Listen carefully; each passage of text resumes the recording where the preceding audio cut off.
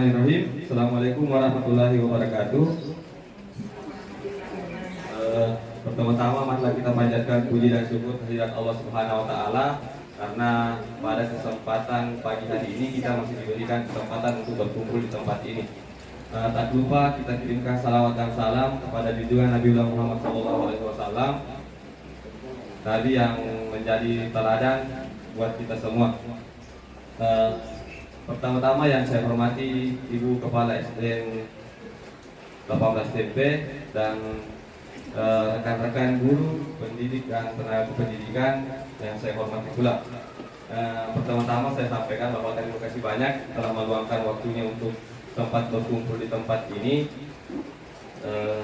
Kemudian adapun kegiatan yang saya akan lakukan merupakan rangkaian tugas yang diberikan selama mengikuti program guru penggerak yang nantinya harapannya di sini Bapak Ibu, kenapa saya ambil momentum di saat seperti ini, karena kita akan mengubah ke arah implementasi kurikulum Merdeka, sehingga nanti sedikit banyak ada beberapa prinsip penerapan kurikulum Merdeka yang coba saya jelaskan, meskipun masih pada tahap awal-awalnya saja, belum menyentuh pada proses pembelajaran kita nanti tentang kurikulum Merdeka.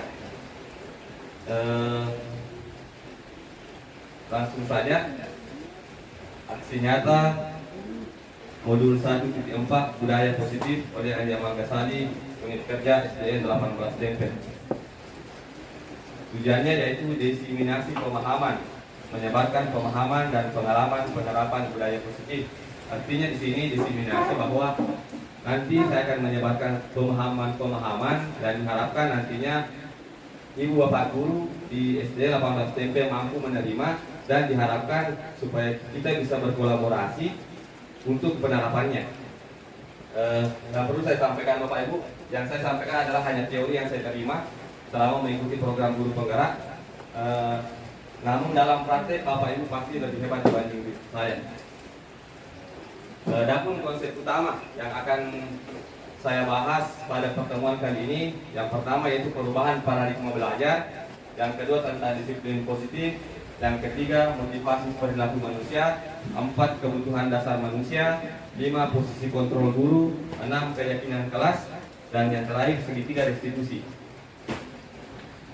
Sebelum melangkah lebih jauh, Bapak Ibu, saya ingin melontarkan sebuah pertanyaan tentang setuju atau tidak hukuman dapat mendisiplinkan anak. Apakah Bapak Ibu setuju? Tidak setuju. Ya, ada yang setuju sama ada yang tidak setuju. Yang kedua, pemberian hukuman dengan hal positif seperti membaca atau membersihkan halaman sekolah dapat meningkatkan disiplin anak. Setuju atau tidak, Bapak Ibu? Hukumannya apakah positif atau Ya, ini kalau hukuman itu dapat mendisiplinkan, maksudnya hukuman yang berupa fisik atau psikis. Hukuman dapat mendisiplinkan Ya, anak. itu Hukuman yang bagaimana maksudnya? Ya. Itu apakah yang positif atau yang negatif? Di sini maksudnya hukuman yang negatif berupa hukuman fisik Ya. atau psikis, Oh, ya. berupa kata-kata kasar. Apakah dapat mendisiplinkan anak? Itu yang pertama, tidak. Kemudian yang kedua, pemberian hukuman dengan hal positif. Apakah dapat mendisiplinkan anak? Menurut Bapak Ibu? Ya. Setuju, ya, setuju. Kemudian memberi penghargaan dapat meningkatkan motivasi belajar anak. Apakah ketika memberikan penghargaan seperti ranking dapat meningkatkan motivasi belajar anak? Nah, setuju. Ya, nanti ini akan dibahas mudah-mudahan setelah mempelajari atau menerima materinya ada sedikit pencerahan. Nah, selanjutnya adapun yang pertama perubahan paradigma belajar. Perubahan paradigma belajar di sini tentang perubahan-perubahan yang diharapkan oleh guru ketika melaksanakan proses pembelajaran dari teacher centered learning menjadi student centered learning. Jadi hampir dikatakan bahwa masih banyak guru zaman sekarang masih menerapkan proses belajar yang berpusat pada gurunya. Sementara diharapkan ke depannya harus berpusat kepada siswa. Pembelajaran paradigma baru memastikan praktik pembelajaran yang berpusat pada murid, yang mana setiap murid belajar sesuai dengan kebutuhan dan tahap perkembangannya. Pembelajaran tersebut dilakukan melalui kegiatan pembelajaran intrakurikuler, kokurikuler, dan ekstrakurikuler. Jadi diharapkan pembelajaran kita akan terapkan adalah pembelajaran yang berpusat kepada murid. Ini sejalan dengan profil pelajaran Pancasila yang selalu dinyanyikan oleh anak-anak pagi. Di mana ketika kita menerapkan pembelajaran yang berpusat kepada murid, maka kurang lebih beberapa poin di profil pelajaran Pancasila dapat diterapkan. Dari contohnya misalkan mandiri. Jadi ketika anak-anak belajar, ketika pembelajaran berpusat kepada murid, maka poin dari mandiri dari profil pelajaran Pancasila dapat tercapai. Begitu juga bernalar kritis, kreatif, dan mungkinan juga bergotong royong juga bisa digapai ketika kita menerapkan proses pembelajaran yang berpusat kepada murid. Berikutnya, ini merupakan contoh pembelajaran yang berpusat kepada murid.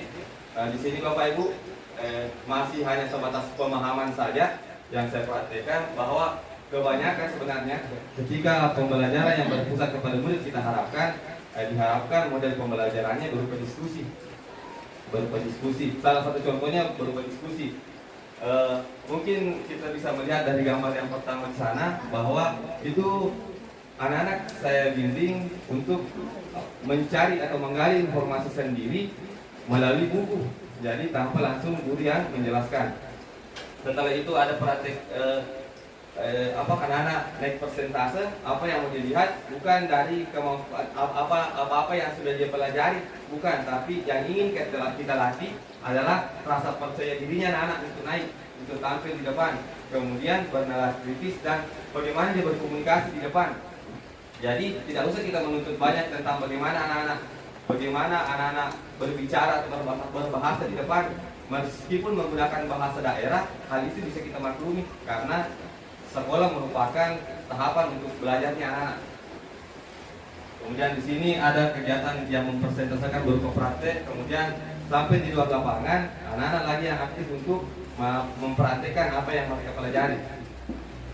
Ini merupakan salah satu contoh, jadi bukan serta-merta harus seperti ini. Selanjutnya yang mendasari sehingga berubah itu kurikulum dari 2013 menjadi kurikulum merdeka, hal yang mendasari adalah pemikiran KHD. Pemikiran dihajar lewat Arab. Menurut pembelajaran KHD, yang pertama itu pembelajaran harus menuntun kodrat Arab. Jadi dia mengibaratkan guru sebagai seorang petani. Guru diibaratkan sebagai seorang petani, sekolah adalah lahannya, dan padinya atau jagungnya adalah siswanya. Jadi ketika guru mengajarkan anak, melaksanakan proses pembelajaran untuk anak, guru hanya menuntun. Artinya ketika diibaratkan seperti padi, guru menuntun bagaimana cara menuntunnya, menyiramnya, memberinya pupuk, menanamnya di tanah yang subur. Tidak boleh seorang guru atau seorang petani mengharapkan ketika menanam padi yang diharapkan tumbuh adalah jagung. Seperti itu. Jadi kemudian yang kedua, anak bukan kertas kosong. Jadi KHD beranggapan bahwa ketika anak lahir, dia sudah mempunyai potensi, dia sudah mempunyai bakatnya sendiri ketika sejak lahir, dan hal itulah yang harus kita tuntun. Kemudian yang kedua, dalam pembelajaran diharapkan ada yang dikatakan kodrat alam dan kodrat zaman. Maksudnya dari kodrat alam yaitu sesuai lingkungan tempat tinggal. Saya langsung ambil contoh Bapak Ibu, misalkan pembelajaran seni tari. Ini salah satu contoh saya yang diangkat kemarin, pembelajaran seni tari. Tidak usah kita mengajarkan seni, misalkan praktis, tidak usah kita mengajarkan seni tari dari daerah lain. Cukup kita kembangkan yang berada di daerah kita. Contoh juga yang kemarin dibahas oleh teman. Ketika katanya mengambil contoh di matematika bilang kecepatan kereta api, nggak usah pakai kecepatan kereta api karena anak-anak tidak pernah lihat kereta api. Cukup pakai yang ada di daerah rata. Seperti itu. Kemudian kodrat zaman, artinya kita mengajar sesuai dengan perkembangan zaman. Mungkin dulu masih kita menggunakan papan tulis di depan kelas. Salah satu bentuk kita menerapkan kodrat sama yaitu dengan menggunakan teknologi yang sudah ada saat ini. Yang ketiga dan yang paling penting menurut saya yang diharapkan dari pemikiran KHD ketika nanti kita menerapkan kurikulum merdeka yaitu budi pekerti. Bagaimana kita menuntun akhlak dan perilaku anak. Jadi dia juga beranggapan sama dengan anak bukan kertas kosong, dia juga beranggapan bahwa ketika anak lain sudah ada perilaku memang perilaku baik dan perilaku buruknya, dan itu dibentuk pertama kali di lingkungan keluarga, dan ketika di sekolah diharapkan hal itu dapat kita tuntun. Yang mana kita tuntun perilaku baiknya yang kita tuntun, karena pasti juga ada perilaku buruknya anak. Perilaku buruk itu bagaimana caranya dituntun? Dibatasi. Kita berupaya menekan perilaku buruknya dan memprioritaskan untuk menuntun perilaku baiknya. Seperti itu, Bapak Ibu. Selanjutnya ada yang dikatakan miskonsepsi makna kontrol. Ini dijelaskan oleh Dr. William Glasser. Ini merupakan intinya kesalahpahaman kita seorang dewasa bagaimana menghadapi orang lain. Yang pertama, ilusi guru mengontrol murid. Beberapa guru beranggapan mungkin bahwa guru dapat mengontrol murid. Menurut William Glasser, hal itu tidak benar. Kemudian ilusi bahwa orang dewasa memiliki hak untuk memaksa. Berarti ketika seorang guru dia merasa bahwa kita bisa memaksakan kehendak anak, berarti menurut Dr. William hal itu tidak tepat, kurang tepat. Kemudian ini yang tadi sempat dibahas di awal, ilusi bahwa semua penguatan positif, efektif dan bermanfaat. Berarti ketika kita beranggapan bahwa semua penguatan positif itu efektif dan bermanfaat, tapi menurut Dr. William dia tidak sependapat dengan hal itu. Kemudian ilusi bahwa kritik dan membuat orang merasa bersalah. Di sini kritik bisa menghukum, maksudnya dapat menguatkan karakter. Dr. William juga beranggapan bahwa ketika kita mengkritik atau membuat orang bersalah, itu tidak menguatkan karakter. Menurut pemahaman Bapak Ibu, apa itu disiplin? Ketika anak datang ke sekolah sebelum pukul 7 karena merupakan aturan sekolah, apakah termasuk disiplin? Bagaimana Bapak Ibu? Apakah sependapat ketika anak datang ke sekolah sebelum pukul 7 karena mengikuti aturan? Apakah itu termasuk disiplin? Ya. Ya, itu karena ada aturan sekolah Ibu. Ya. Selanjutnya, disiplin. Pengertian disiplin berasal dari bahasa Latin disiplina, yang artinya belajar. Jadi disiplin itu Bapak Ibu bahwa anak-anak belajar tentang disiplin. Disiplin diri membuat orang menggali potensinya menuju sebuah tujuan apa yang dia hargai. Disiplin positif merupakan pendekatan mendidik anak untuk melakukan kontrol diri dan pembentukan kepercayaan diri.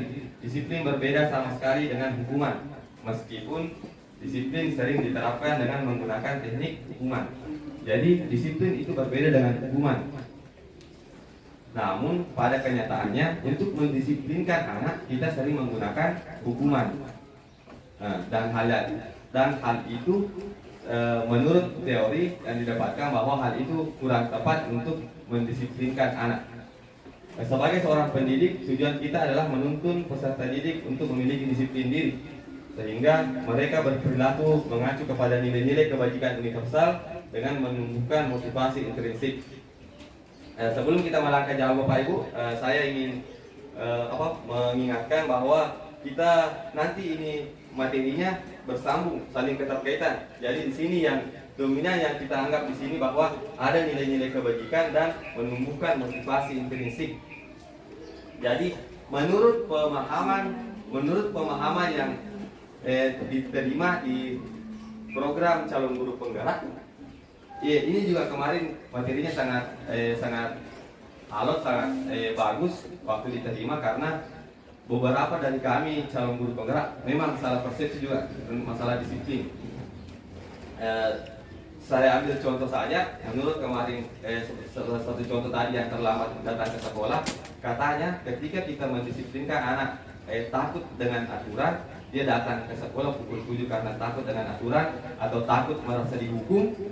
Yang kedua tadi mendapatkan hukuman, atau karena hanya ingin memperoleh pujian dari gurunya karena datang cepat. Hal itu tidak tepat untuk mendisiplinkan, untuk menciptakan disiplin positif. Mungkin anak disiplin hanya di sekolahnya saja, tapi yang diharapkan, disiplin yang diharapkan di sini mampu dia bawa, anak-anak sikap itu mampu dia bawa ke lingkungannya. disiplin itu mampu dibawa ke lingkungannya. Dan ketika kita anak-anak hanya disiplin karena takut aturan, itu bisa jadi ketika dia pindah ke tempat yang baru, disiplinnya itu hilang lagi. Begitu juga ketika mendapatkan ujian. Dan disiplin yang diharapkan anak-anak mengerti nilai-nilai kebajikan dan motivasi intrinsik. Salah satu contoh kemarin, meskipun mungkin belum tepat, yang katanya bahwa ketika anak-anak diharapkan untuk disiplin datang ke sekolah, menurut teorinya kemarin bahwa contohnya ketika anak-anak datang ke sekolah selalu sebelum jam 7, berarti ada hal yang memotivasi dirinya untuk datang ke sekolah sebelum jam 7, bukan karena aturan, bukan karena ingin dipuji. Mereka contohnya seumpama ingin supaya, kalau misalkan datang ke sekolah cepat saya kerjakan tugasku, cepat saya kerjakan tiketku. Nanti setelah selesai tugasku, bisa kak bermain sama temanku, bisa saya bermain, bisa saya berinteraksi dengan teman. Motivasi itulah yang diharapkan timbul. Motivasi itu yang diharapkan timbul. Ada motivasi dalam dirinya anak-anak, sehingga ketika dia pindah ke tempat yang baru, ke lingkungan yang baru, dia juga mencari apa hal yang memotivasi dia untuk tetap disiplin. Seperti itu. Berikutnya contoh penerapan disiplin positif, meskipun di sini ada beberapa kegiatan yang masih berupa motivasi dari luar, artinya masih guru yang memotivasi anak-anak untuk melakukan. Contohnya di sini disiplin positif yang sama-sama kita lakukan bersama, yaitu sebelum masuk kelas tentang budaya baris di depan. Apa tujuannya? Supaya kita mengajarkan anak-anak belajar bagaimana menghormati gurunya dengan cara lewat salim, lewat sambil tunduk dan milotabe. Kemudian di sini saya sengaja juga berdiri di depan kelas anak-anak sebelum dia keluar, supaya bagaimana dengarin dia mengenai waktu pertama, bagaimana ketika lewat depan gurunya. Kemudian yang ketiga dan keempat itu praktek yang selalu saya lakukan di lapangan. Ketika anak-anak sebelum masuk, setelah selesai belajar praktek, saya selalu memberitahukan kepada anak untuk memungut sampah. Namun hal ini masih berupa motivasi dari luar. Karena kenapa? Saya memberikan sugesti kepada anak-anak bahwa baru boleh masuk ketika sudah memungut sampah. Nah, sebenarnya motivasi itu yang kurang tepat. Yang diharapkan sebenarnya bagaimana motivasinya anak-anak bilang, saya mencintai kebersihan. Jadi lokal mampu nomor dan suruh kak guruku. Seperti itu yang diharapkan. Nah, inilah nilai-nilai kebajikan universal. Nilai kebajikan universal adalah sifat-sifat positif manusia yang merupakan tujuan mulia yang ingin dicapai setiap individu. Jadi itu nilai-nilai kebajikan. Contohnya penjelasan singkatnya bahwa apa-apa nilai-nilai yang dianggap positif, itulah semua adalah nilai-nilai kebajikan. Semua yang dianggap positif, contoh tadi disiplin, bergotong royong, mandiri, apalagi suka menolong, semua hal yang bernilai positif adalah termasuk nilai-nilai kebajikan. Nilai kebajikan itu semua orang bersifat universal, artinya dimanapun orang pasti mengatakan bahwa disiplin itu bagus. Apapun bahasa yang digunakan, apapun sukunya, dan apapun latar belakang agamanya, pasti orang menganggap bahwa disiplin itu bagus. Sepakat Bapak Ibu? Kemudian yang ketiga ada nilai-nilai kebajikan yang ingin dicapai oleh setiap anak Indonesia. Kita kenal dengan profil belajar Pancasila. Nah, sejalan dengan itu tadi bahwa ada nilai-nilai kebajikan yang diharapkan oleh peserta didik kita dari penerapan kurikulum merdeka ini. Yang pertama, beriman dan bertakwa kepada Tuhan Yang Maha Esa dan berakhlak mulia. Yang kedua, mandiri. Anak-anak diharapkan bisa mandiri dalam belajar, bernalar kritis. Anak-anak diharapkan bisa mampu berpikir, berkebinekaan global, bergotong royong dan kreatif. Jadi nanti Bapak Ibu ketika kita menerapkan mengimplementasikan kurikulum merdeka dan kita menerapkan tadi yang student center learning, diharapkan ini nilai-nilai ini yang dapat dibangun pada anak-anak. Salah satu contohnya tadi melalui model pembelajaran diskusi. Kemudian masih berlanjut, masih berhubungan dengan tadi Bapak Ibu. 3 motivasi perilaku manusia menurut Jane Gosen. Yang pertama, orang berperilaku untuk menghindari ketidaknyamanan atau hukuman. Yang ini tadi yang mengikuti aturan, untuk menghindari ketidaknyamanan atau hukuman. Jadi kadang anak-anak kita berperilaku karena dia takut hukuman. Yang kedua, untuk mendapatkan imbalan atau penghargaan dari orang lain. Jadi anak-anak kita berperilaku, orang itu berperilaku bukan lagi karena takutnya, tapi karena ada hal lain yang ada mau mendapat penghargaan seperti itu. Kemudian yang ketiga, untuk menjadi orang yang mereka inginkan dan menghargai diri sendiri dengan nilai-nilai yang mereka percayai. Dan inilah yang diharapkan dibangun. Ini diharapkan dibangun di kurikulum merdeka, yaitu motivasi intrinsik.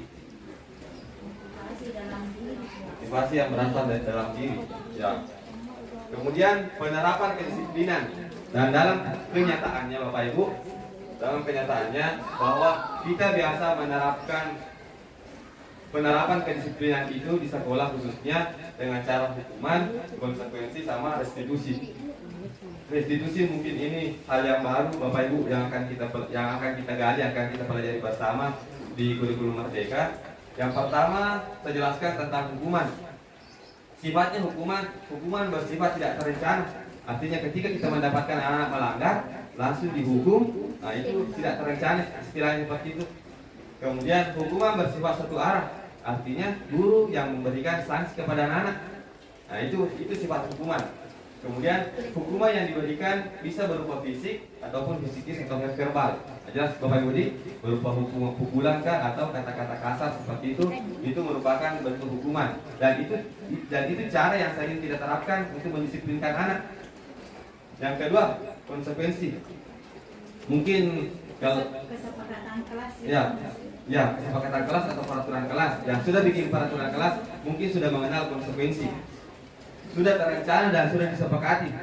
Artinya misalkan anak-anak melanggar, misalkan terlambat datang ke sekolah, ingat Cina membersihkan seumpama membersihkan di kantin. Nah itu konsekuensi. Itu cara kita mendisiplinkan anak dalam kategori konsekuensi. Konsekuensi dibuat oleh pihak guru atau sekolah, dan murid sudah mengetahui sebelumnya yang akan diterima bila ada pelanggaran. Artinya misalnya anak bilang kalau ternyata saya melanggar seperti ini, hukumannya seperti ini. Kemudian pada konsekuensi murid tetap dibuat tidak nyaman untuk jangka waktu pendek. Inilah penerapan kedisiplinan yang diharapkan nanti di kurikulum merdeka yang namanya restitusi. Menciptakan kondisi bagi murid untuk memperbaiki kesalahan mereka sehingga mereka bisa kembali pada kelompok mereka dengan karakter yang lebih baik. Jadi saya ambil contoh Bapak Ibu, penerapan restitusi itu ketika kita misalkan ketika anak-anak melakukan pelanggaran, kita berkomunikasi saja dengan anak-anak, diharapkan dia mampu mengetahui kesalahannya. Pertama, nisa salana. Yang kedua, dia tahu nilai kebajikan apa yang dia langgar. Jadi nanti ada nilai-nilai kebajikan yang tadi yang sudah dibahas sebelumnya. Dia tahu karena ketika saya melanggar seperti ini, ada nilai-nilai kebajikan yang saya langgar, nilai ini yang saya langgar. Itu penerapan restitusi. Kemudian setelah mengetahui nilai kebajikannya, anak-anak menemukan solusi. Anak-anak melakukan solusi bagaimana dia menyelesaikan masalahnya. Jadi anak-anak itu sampai kada pakai apa lepunya. Dan guru bisa menawarkan solusi lainnya tentang apa-apa hal yang akan dilakukan anak untuk memperbaiki kesalahannya. Dan yang terakhir, dari tahapan restitusi, anak-anak mampu menemukan solusi sehingga kesalahan yang dibuat tadi tidak terulang lagi. Dia ulangi. Kan selama ini seumpama kita menjalankan hukuman, menjalankan konsekuensi, dihukum anak-anak, tapi kalau nulangi motor. Jadi di sini nanti di tahapan restitusi ada nanti tahapan di situ anak-anak bisa salahana, kemudian bisa cara memperbaiki kesalahannya dan tahu bagaimana supaya kesalahannya tidak terulang lagi. Itu yang diharapkan di kurikulum merdeka. Kemudian ini juga sedikit ada kebutuhan dasar manusia. Kebutuhan dasar manusia yang pertama yaitu kebutuhan bertahan hidup, kebutuhan kasih sayang dan rasa diterima, kebutuhan pengakuan atas kemampuan, kemudian kebebasan atau kebutuhan akan pilihan, dan kebutuhan untuk merasa senang. Jadi Bapak Ibu, ini kenapa dibahas? Karena dalam seseorang berperilaku pasti ada hal-hal yang mendasarinya dalam berperilaku. Salah satu contohnya ada kebutuhannya yang tidak terpenuhi. Diambil contoh kemarin, misalkan contoh kecilnya saja, kebutuhan bertahan hidup anak-anak begini. Kemarin diangkat contoh dan direkan bahwa pas sama Pak Guru Mofi guru maksudnya anak itu kanting yang mana? Berarti dibenarkan sih dari teori benarkan sih. Karena kenapa? Anak-anak sedang ingin lapar, jadi anak-anak sedang ingin memenuhi kebutuhan dasarnya yaitu bertahan hidup. Lot teme seumpama di sini juga masuk di bertahan hidup. Anak-anak seumpama yang selalu misalkan panggil gurunya, mau mendapatkan perhatian dari gurunya, mungkin dia membutuhkan, ingin terpenuhi kebutuhan dasarnya yaitu kasih sayang dan rasa diterima. Jadi ini 5 kebutuhan dasar manusia yang menjadi dasar seseorang bagaimana dia berperilaku. Selanjutnya Bapak Ibu, keyakinan kelas bersambung dengan yang tadi. Keyakinan kelas di sini yang akan dipelajari tentang nilai-nilai kebajikan. Jadi diharapkan nanti Bapak Ibu ke depannya kita akan membuat keyakinan kelas dalam ketika penerapan implementasi kurikulum Merdeka. Ada keyakinan kelas yang kita buat di kelas kita. Bagaimana itu? Mengapa keyakinan kelas? Mengapa tidak peraturan kelas atau kesepakatan kelas? Tadi mengacu dari teorinya yang kita dapat Bapak Ibu, kenapa bukan peraturan kelas? Karena kalau peraturan tadi, motivasi yang dibangun ke anak-anak adalah motivasi intrinsik hukuman, jatuhnya hukuman. Kenapa kesepakatan kelas juga masih kurang tepat? Sekedar informasi Bapak Ibu, hanya di angkatan saya, di angkatan 7 CGP sudah menerapkan keyakinan kelas. Kemarin angkatan sebelum saya masih kesepakatan kelas. Jadi makanya masih ada beberapa penerapan skala seperti Bumi Sulfi sudah menetapkan itu kesepakatan kelas, tapi baru memang teorinya Bu bahwa sudah diganti lagi menjadi keyakinan kelas karena kesepakatan kelas masih tahap tadi masih ada hukuman yang harus, masih ada konsekuensi yang akan ditanggung anak-anak ketika tidak menerapkan itu yang sudah disepakati. Nah, dan yang diharapkan yaitu keyakinan kelas.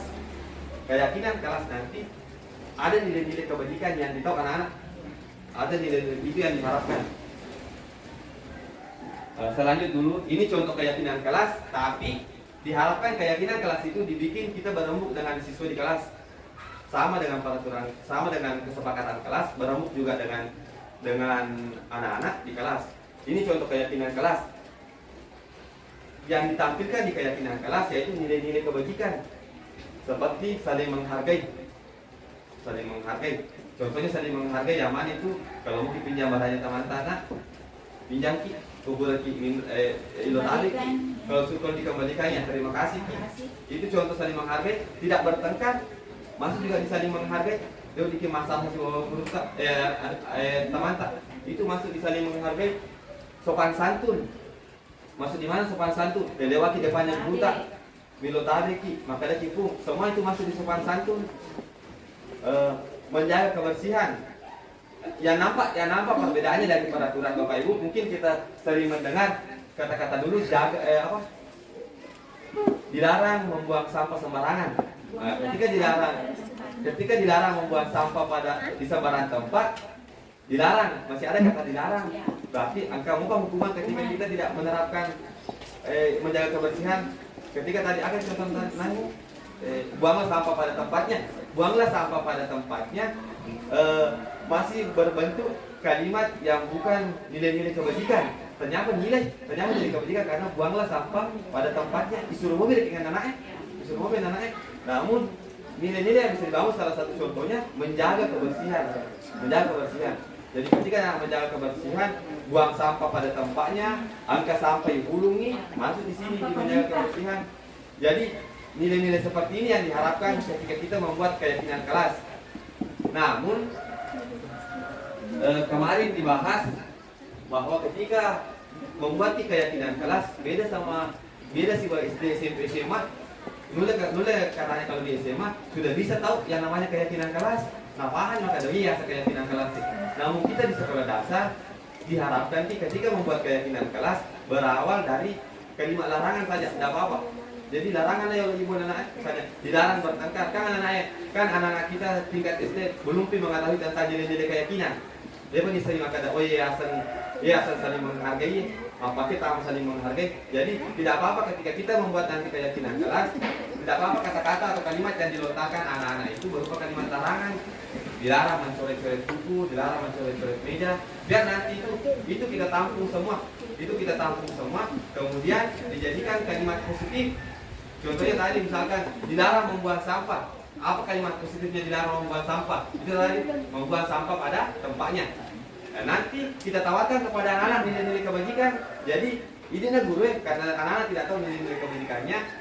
Kita guru kita bisa berkolaborasi dengan guru lain ketika mengalami kesulitan tentang mencari nilai-nilai keyakinan. Ini guru tentukan nih, bilang kira-kira nak kalau sopan santun masuk di mana? Bila tadi kubuta, masih di sopan santun nah, nilai kebajikannya dalam sopan santun. Tetapi yang menghargai orang lain, tidak bertengkar. Diharapkan, oh ini kalau bertengkar dengan orang lain itu artinya tidak menghargai, berarti masuk di menghargai orang lain. Ya, menghargai masuk juga di situ Bapak Ibu. Menghargai orang lain ketika berpendapat, di mana itu nak masuk? Oh di sini, menghargai orang lain. Seperti itu. Oh ini cara menyusun keyakinan kelas. Keyakinan kelas bersifat lebih abstrak, artinya umum nih daripada peraturan kelas. Karena kalau peraturan kelas lebih terinci, dilarang membuang sampah. Beda dengan menjaga kebersihan. Kemudian berupa pernyataan universal dibuat dalam bentuk positif. Jadi kalimat positif karena sekarang ini kita sudah dilarang menggunakan kata dilarang atau tidak boleh. Jadi harus berupa kalimat positif. Mudah diingat dan dipahami. Dapat diterapkan di lingkungan. Semua warga kelas hendak ikut berkontribusi dan bersedia meninjau kembali keyakinan kelas dari waktu ke waktu. Berikutnya posisi kontrol guru.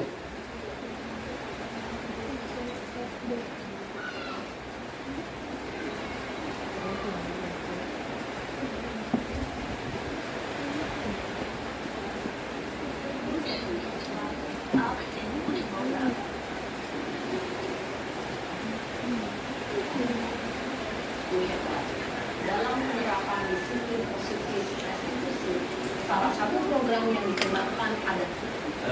Saya mengajak Bapak Ibu sekalian untuk menyaksikan nanti tentang posisi kontrol guru.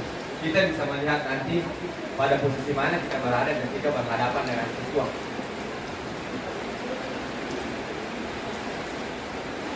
Adalah 5 posisi koresponsor.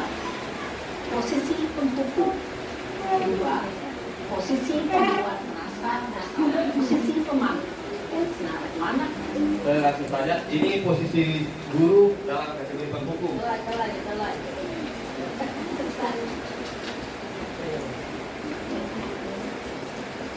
Naren, sini kamu. Selalu terlambat. Kamu deh, pasti terlambat. Maaf Bu, saya Apa? Apa coba? Alasan kamu apa lagi? Kapan sih kamu tidak terlambat? Malas sekali ya kamu jadi anak. saya Dasar pemalas. Gak kapok-kapok sih kamu. Sudah berapa kali terlambat? Sana, kamu keliling lapangan basket 2 kali. kenapa saya harus ke lapangan basket Bu? Kenapa? Kamu melawan ibu? Berani-beraninya jawab. Sudah terlambat, masih berani jawab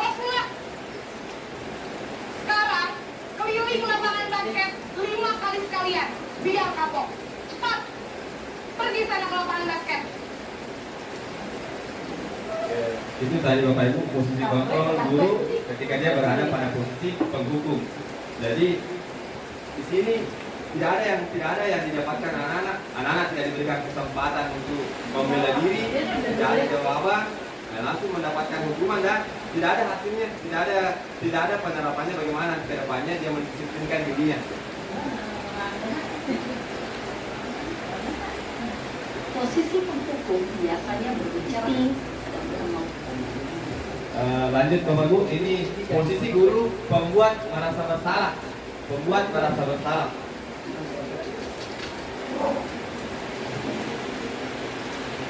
Naren,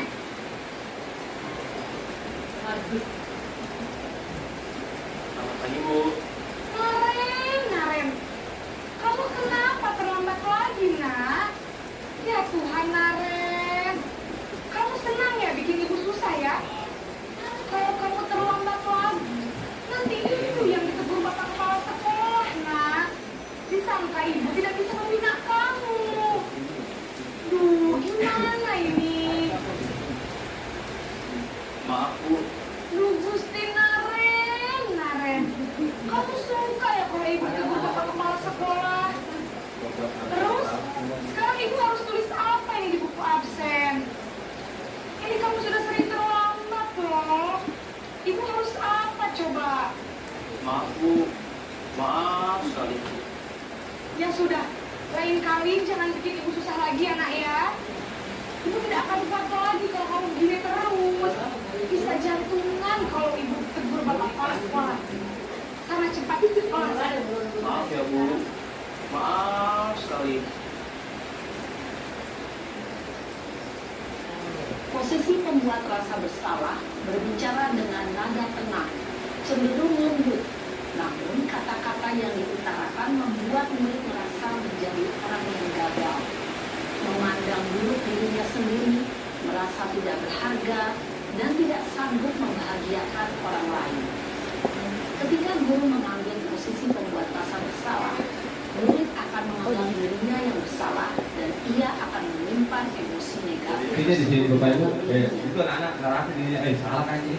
Itu intinya, merasa tidak percaya diri anak-anaknya. Berikutnya posisi teman.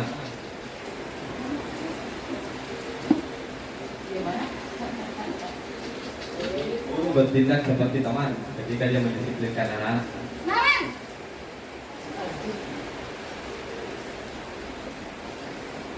Selamat pagi Bu. wah, sudah jam berapa ini nak? Terlambat lagi ya sayang. Iya Bu. Habis ibu saya lupa membangunkan saya Bu. Kamu malah menyalahkan ibu kamu. Kamu bukannya anak yang larinya paling kencang. Kok terlambat sih? Iya Bu. Saya memang terlambat bangun tadi. Jadi biarpun saya lari kencang, tetap gak kekejar Bu. Ya sudah sana. Nanti lain kali larinya lebih kencang lagi ya. Biar gak terlambat lagi. Bikin seneng ibu. Demi ibu. Bisa kan? Bisa lah Bu. Ya sudah sana masuk kelas. Ibu beresin urusan absen kamu. Kamu ini ada-ada saja. Dalam posisi teman, guru berbicara dengan nada suara ramah, akrab, cenderung bersenda gurau untuk menjaga suasana tetap santai. Murid akan merasa senang, aman, dan akrab dengan guru. Identitas yang tercipta adalah identitas sukses atau berhasil. Namun, perlu diingat, karena ini masih dorongan Ini eksternal. dampak negatifnya Maka Bapak Ibu. ada faktor ketergantungan Ini dampak pada negatifnya faktor ketika ketergantungan. kita posisi teman. Di sini guru absennya, sehingga di lain waktu murid bisa berperilaku baik, namun hanya kepada orang-orang tertentu saja. Berikutnya posisi pemantau. Guru sebagai posisi pemantau. Gimana?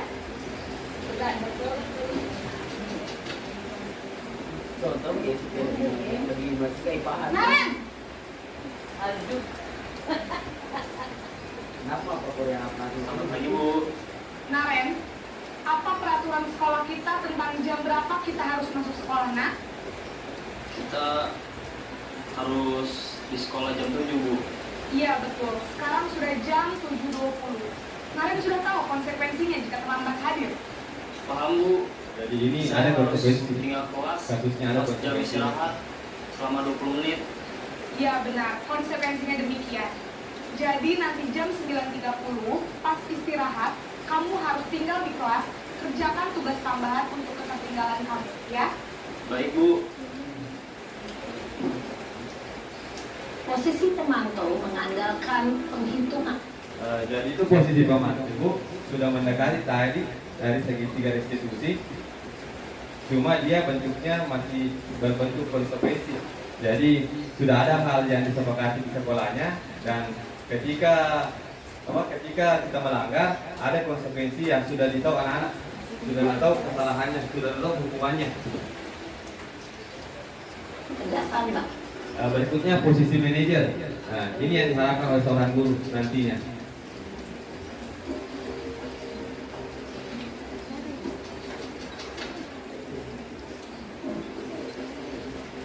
Naren!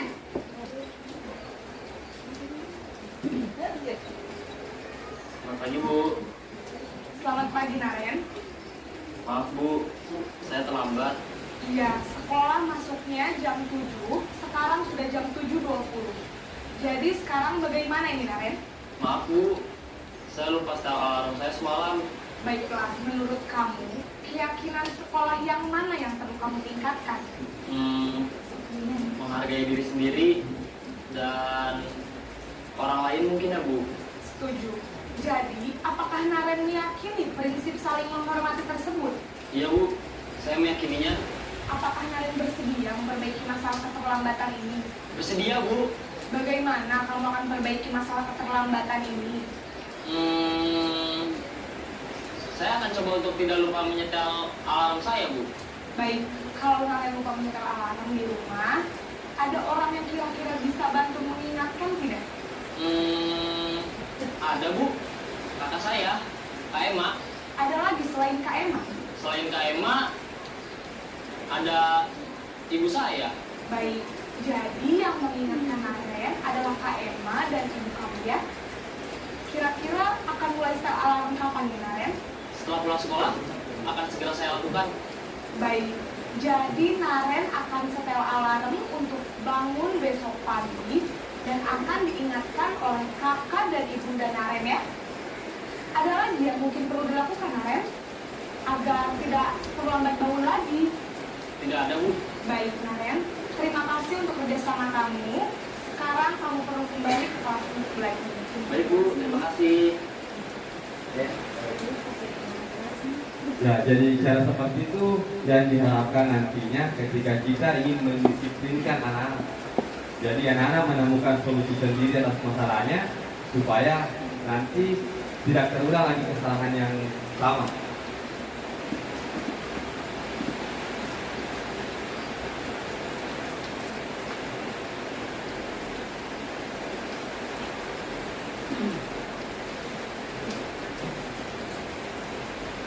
Ya, ini tadi Willy yang sudah tadi kita lihat videonya, bahwa posisi kontrol guru penghukum, hukuman itu berupa fisik atau verbal, bisa juga.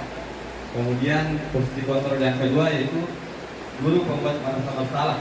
Artinya dia tidak menghukum anak-anak, tapi secara psikisnya anak-anak tulis salah, lalu disalahkan anak-anak sehingga anak merasa tidak percaya diri. Kemudian yang ketiga posisi kontrol guru sebagai teman. Tadi sudah juga dilihat bagaimana kata-kata dari seorang guru ke anaknya bersifat seperti teman. Namun kekurangan dari posisi kontrol guru sebagai teman, siswa merasa tergantung pada satu guru. Boleh dewa maka kamu mewakili. Nah, seperti itu kalau kita menempatkan posisi sebagai teman. Kemudian tadi posisi pemantau, cuma berdasarkan data hanya selalu memantau saja anak-anak, karena dia sudah membuat, kita sudah ada peraturan, sudah ada kayak dengan kelas, jadi bisa memantau. Dipantau juga menurut saya karena sudah ada hal yang disepakati. Misalkan tadi datang terlambat, konsekuensinya apa? Nah, tinggal 3 jam pelajaran. Berarti anak-anaknya 10 menit waktu istirahat. Kemudian yang terakhir tadi posisi kontrol guru sebagai manajer. Ini tadi yang diharapkan Bapak Ibu, bahwa ketika kita ingin mendisiplinkan anak yang melakukan pelanggaran, bahwa kita harus berawal dari keyakinan kelas dulu, bikin keyakinan kelas. Jadi anak-anak tahu ketika bahwa ini keyakinan kelas yang saya langgar dan bagaimana solusinya agar keyakinan kelas itu apa pelanggaran itu bisa saya tebus. Kemudian anak-anak tahu solusi ke depannya supaya tidak terulang lagi kesalahannya. Ini yang terakhir Bapak Ibu, model restitusi tadi yang dibahas di guru sebagai manajer. Dia sedang menerapkan yang namanya segitiga restitusi. Dia menerapkan yang namanya segitiga restitusi. Tahapan segitiga restitusi itu ada 3. Yang pertama, menstabilkan identitas, kemudian validasi tindakan yang salah, dan menanyakan keyakinan. Yang mana di sini menstabilkan identitas, ketika guru misalkan mengatakan, oh itu salah nak, semua orang juga pernah berbuat salah, bukan cuma kamu yang salah. Artinya muncul pribadi dalam anak bahwa oh itu ciri kak, jadi anak tidak merasa takut. Seperti itu, menstabilkan identitas diri anak. Kemudian yang kedua, validasi tindakan yang salah. Jadi kita dalam tahapan ini kita memberikan pertanyaan-pertanyaan kepada anak yang mampu anak-anak tahu kesalahannya. Oh ini salahku, ini salahku, ini salahku. Seperti itu. Kemudian yang terakhir, menanyakan keyakinan. Jadi anak-anak mengetahui keyakinan apa yang dia langgar ketika dia melakukan pelanggaran atau ketidakdisiplinan.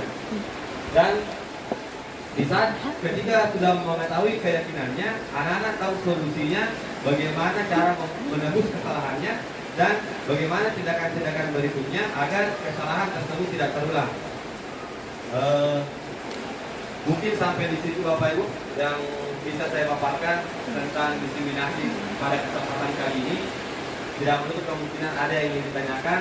Siapa tahu ada yang bertanya, silahkan ajukan tangan atau raise hand. Terima kasih.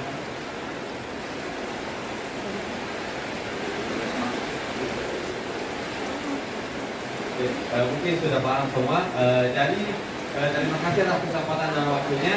Saya akhiri pertemuan kita pada pagi hari ini dengan mengucapkan alhamdulillah. Terima kasih. Assalamualaikum warahmatullahi wabarakatuh.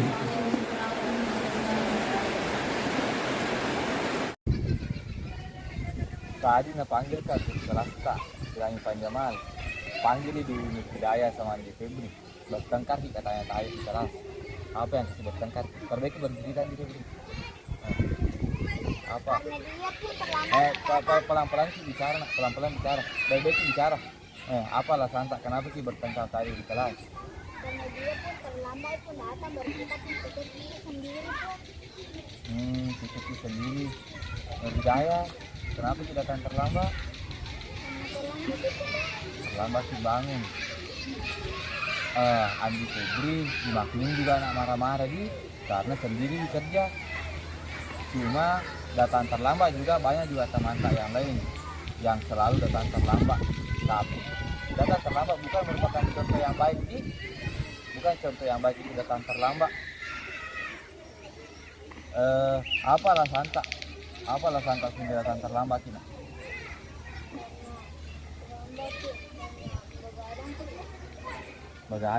Begadang ki sehingga terlambat ki datang ke sekolah.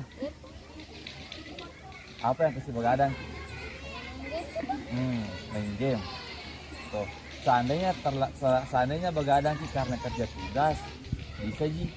Tapi karena terlambat ki gara-gara main HP, bukan tuh hal yang baik itu. Kalau seperti itu, bukan hal yang baik nak. Kita kalau anak sekolah usahakan tidur jam 9 supaya bisa bangun cepat. Nggak usah main-main HP, kecuali buat kalau misalnya ada tugas bisa lewat jam 9 baru tidur. Jadi menurut Nur Hidayah keyakinan kelas apa dan melanggar juga keyakinan kelas, melanggar di kalau di Febri menurut kita ada juga keyakinan kelas yang kita langgar? Ada. Kira-kira kira-kira di Febri keyakinan kelas apa yang terlanggar? Tidak menghargai orang lain. Mana bentuknya? Mana bentuk tidak menghargai orang lain tadi dari tindakan tak? Ya, karena bertengkar Ki, dimarah-marahi. Betul. Siapa? Nur Hidayah. Keyakinan kelas apa tuh sih yang kita langgar? Menurut tak? Apa? Disiplin. Betul. Karena apa? Apa bentuk disiplinnya? Oke, terlambat ke sekolah. Menurut tak ada keyakinan kelas yang lain yang dilanggar? Ada. Apa lagi? Tanggung jawab. Bentuk pelanggaran tak tentang tanggung jawab apa? Tidak bekerja tugas itu tak. Betul. Kalau sudah ada tugas tak untuk tiket, itu artinya tanggung jawab tak, nak. Jadi harus dikerja. Selain kira-kira sama disiplin sama tanggung jawab, masih ada gak kira-kira keyakinan kelas yang terlanggar? Apa? Tidak menghargai. Nah, kenapa bilang tidak menghargai? Ya betul, karena bertengkar juga itu termasuk tidak menghargai orang lain. Jadi untuk Andi Febri, kira-kira tadi kan sikap tak tidak keyakinan kelas yang dilanggar tadi apa? Tidak menghargai. Kira-kira tindakan tak ke depannya supaya keyakinan kelas tak tidak dilanggar, bagaimana caranya? Tidak memarahi, tidak bertengkar. Bagaimana caranya kalau misalnya terlambat datang teman tak? Apa solusi tak bagusnya? Ditanya baik-baik. Terus ada ke cara lain tak? Selain ditanya baik-baik, ada lagi kan? Bisa.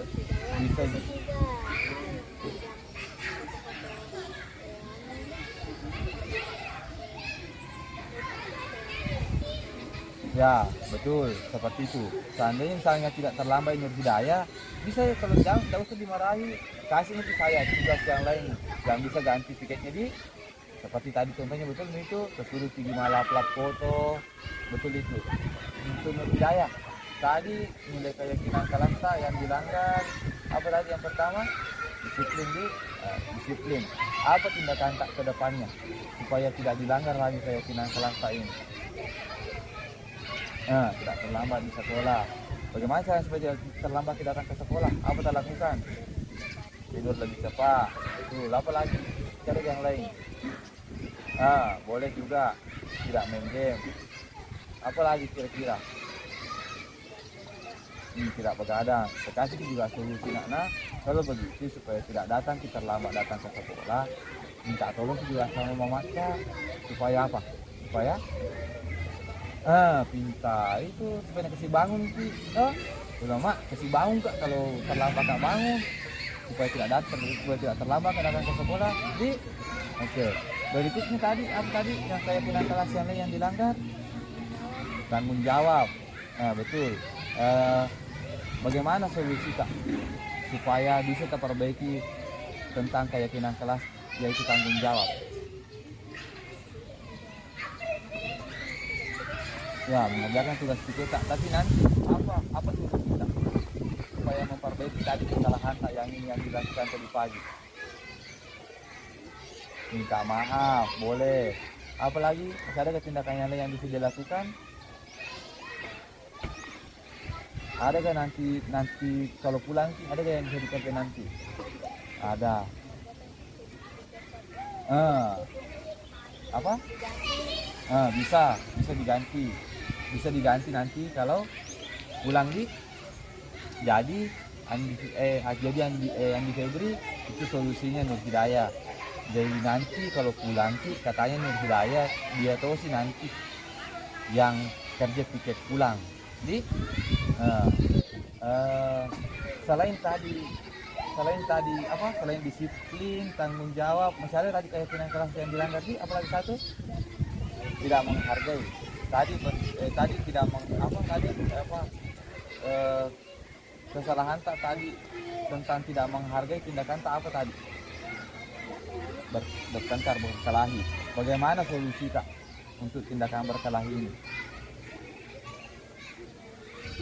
Nah, apa solusinya bagus yang dilakukan supaya diperbaiki ini yang tidak menghargai orang lain? Apa yang dilakukan? Minta maaf. Kapan bisa kuliah itu minta maaf? Bisa sekarang?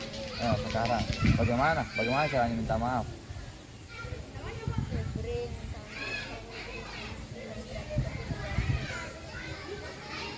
Nah, jangan makasih. Begitu nih.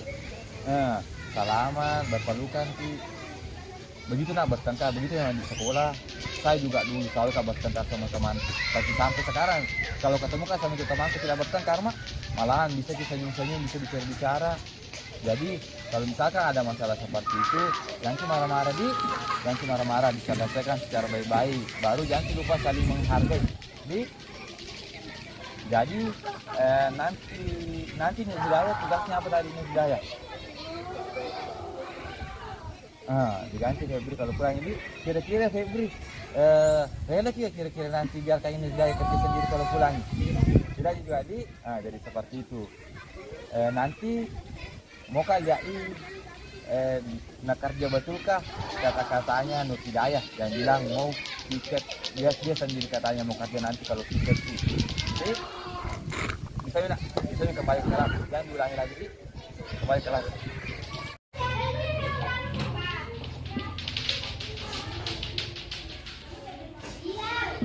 Sudah menangis sudah nih. Sekarang bukan tahu alasan tak bertengkar satu orang. Coba angkat dulu tangannya. Kita lihat kenapa tuh bertengkar. Kasih keras. Assalamualaikum. Jangan cuma nangis. Yusuf sama Henry. Main ki di kelas. Main ki di lapangan baru. Larang ki masuk di mana? Larang. Oke. Oke.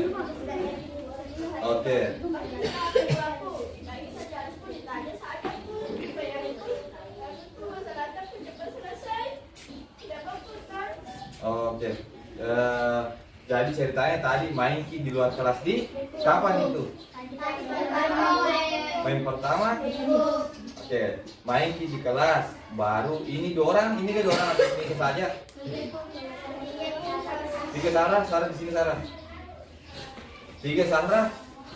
Nah larang ki masuk di kelas. Oke. Nah larang ki masuk di kelas. Itu kan tadi waktu kita duduk semua di luar. Siapa yang suruh kita duduk di luar? Guru tak suruh kita duduk di luar. Kenapa nalarang ki masuk di kelas? Hah? Oh keringat ki jadi nalarang ki masuk di kelas. Nah ada guru tak tadi di situ. Guru tak suruh ki juga. Guru tak juga suruh ki duduk tadi di kelas di situ di luar.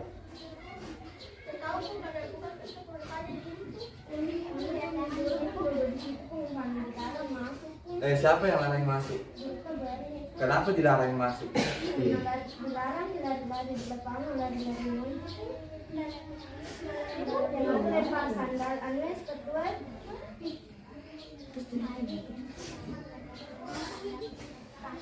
Tahu gak bilang larang itu udah tadi? Hah?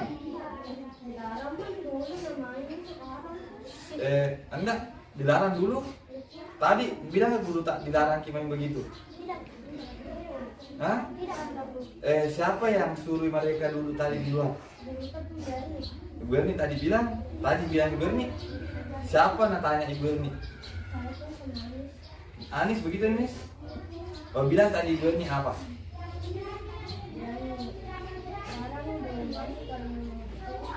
Oke, sudah. Jadi Ibu Erni tadi bilang larang dulu masuk karena keringat ki. Oke, kembali lagi sama kita. Kan tak tahu bila larang ki masuk tadi tak? Sudahnya itu apa yang kasih bertengkar ki? Tunggu dulu. Udah satu dulu. Siapa dulu? Kita Hebi, kenapa? Nah lele Ki bilang apa?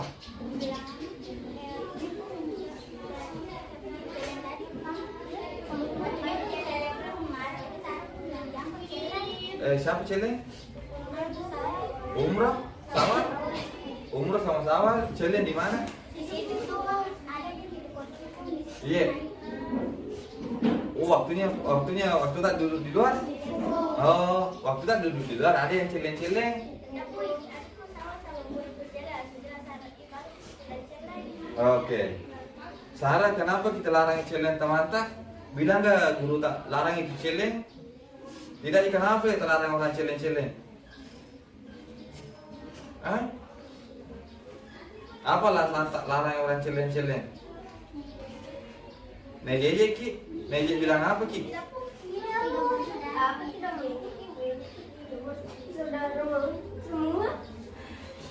Oh, TJI tunggu dulu. Sekarang bilang Tamanta, TJI 3 bersaudara monyet semua. Maukah tahu siapa yang TJI seperti ini? Tunggu, diam. Jangan dah usah kita dah usah. Umroh yang ejek orang seperti itu. Kapan diejek orang seperti itu nak? Waktunya sudah makin duduk di luar, baru masuk makin keluar, pulangnya dulu tak? 3 bersaudara monyet semua. Kita kenapa kita ejek orang seperti itu nak?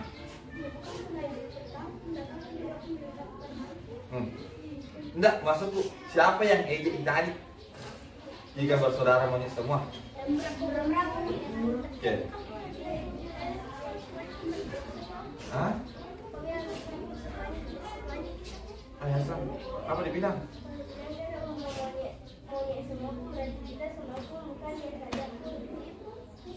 Tapi itu tadi arahnya mengejek tak arah siapa? Siapa ngejek memang tadi itu? Menurut Habibie siapa tadi? Menurut Habibie siapa ngejek tadi termasuk 3 bersaudara yang punya semua? Kenapa enggak dulu? Tunggu dulu. Tadi begini. Kau bilangin tadi 3 bersaudara. Seandainya bilang semuanya monyet semua. Semuanya monyet semua, berarti kita semua di. Tapi tadi 3 bersaudara. Kira-kira siapa kita ejek kalau seperti itu? 3 bersaudara. Toh?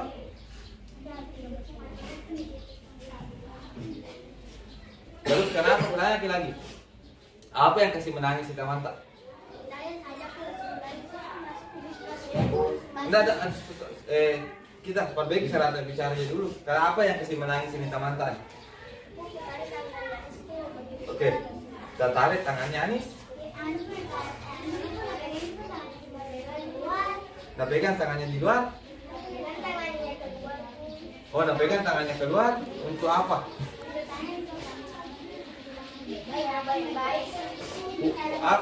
Pulangnya nih guru itu. Keluar main nih. Nah tarik kita tangannya Anis. Siapa yang mengejek? Masa mengejek? Ini mengejek ya? Oh, maksudnya ini 3 orang. Nejek juga waktu kita duduk. Nejek apa kita di waktu ini duduk di luar?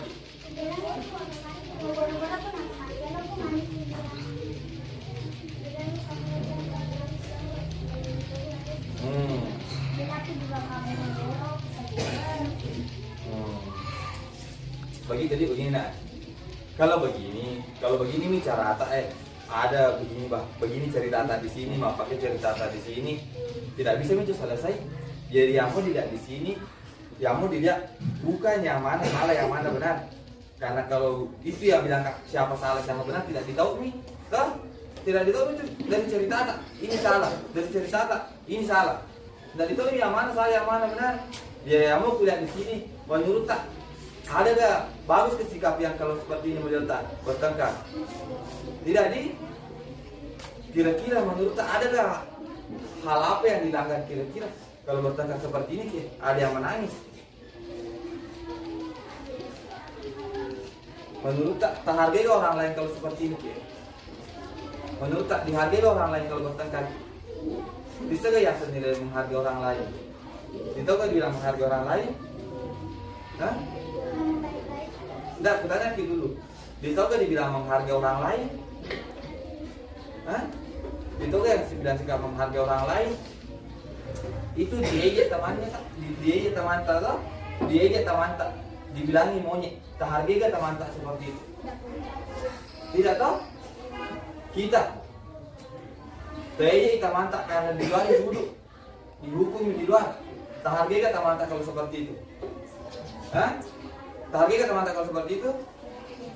Tidak menghargai namanya kalau seperti itu. Bagus kira-kira kalau tidak dihargai orang lain. Apa kira penyebabnya kalau tidak dihargai orang lain? Bagaimana modelnya nanti?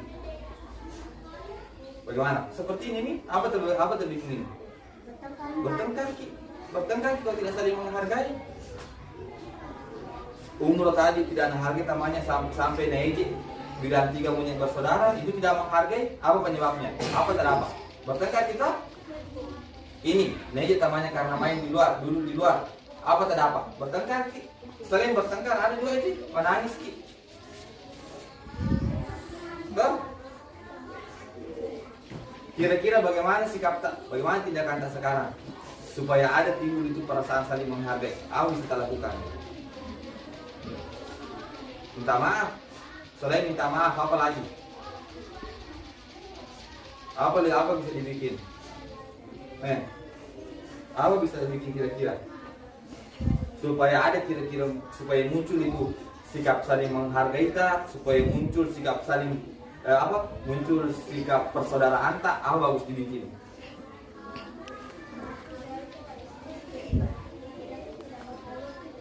Enggak, itu tadi yang mau visi-visi.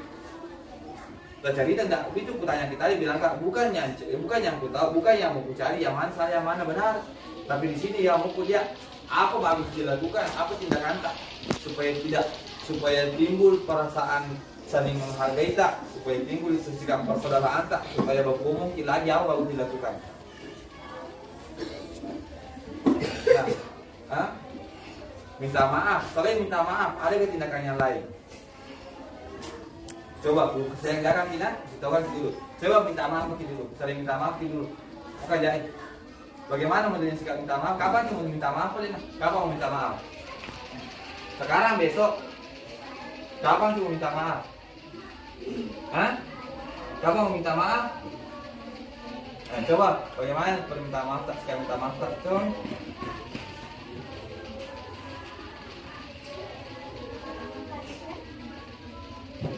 Bagus kira-kira tidak kalau begitu minta maaf tak? Hah? Bagus kira-kira, tunggu dulu. Bagus kira-kira kalau minta maaf tak seperti itu? Berumpi. Itu yang mencari saya, yang seperti itu mencari. Coba, yang seperti itu mencari. Tapi jangan cuma laki-lakinya, aja nak tanggung bulan ini. Selama itu mah perlu. Jangan cuma laki-lakinya. Bagaimana? Coba.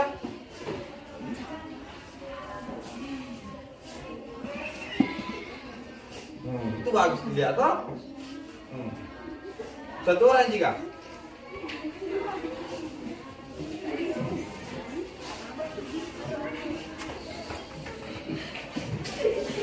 Semuanya, berperlu semua.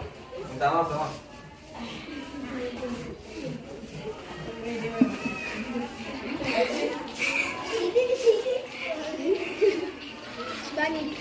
Ayo pelukan rombongan ya. Sini. Ayo tak cipuran ini lu sama tuh. Pelukan rombongan. Nih, sama-sama semua.